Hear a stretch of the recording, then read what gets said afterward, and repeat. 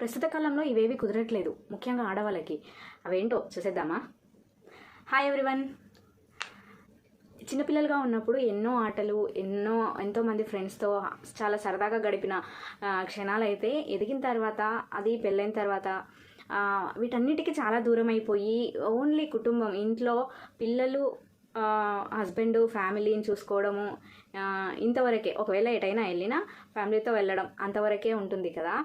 కానీ చిన్నప్పుడు ఆడుకున్న ఆటలు అవన్నీ మళ్ళీ ఒకసారి ఆడుకోవాలన్న ఆశ, కోరిక ఒకవేళ ఉన్నా దాన్ని ఎలా ఆచరణలో పెట్టాలి, ఆడుకోవడానికి అంత టైం ఎక్కడిది, అలాంటివన్నీ క్వశ్చన్స్ వస్తాయి.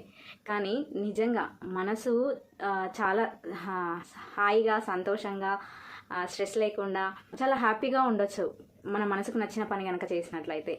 ఒక ఫ్రెండ్స్ కానీ లేదంటే ఒకే దగ్గర ఉన్నటువంటి కొలీగ్స్, ఫ్యామిలీ మెంబర్స్, నైబర్స్ అందరు కలిసి కూడా అలా వెళ్ళి సరదాగా ఇలా ఆడుకోవచ్చు.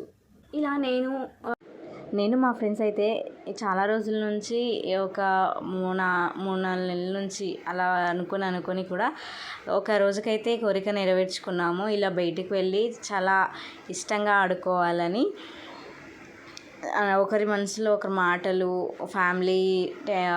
ఫ్యామిలీ గురించి ఇలా అన్నీ మాట్లాడుకొని షేర్ చేసుకోవడం వల్ల చాలా హ్యాపీగా ఉన్నది. వన్ డే అంతా చాలా ఆనందంగా గడపడం ఎంతో సంతోషాన్ని ఇచ్చింది.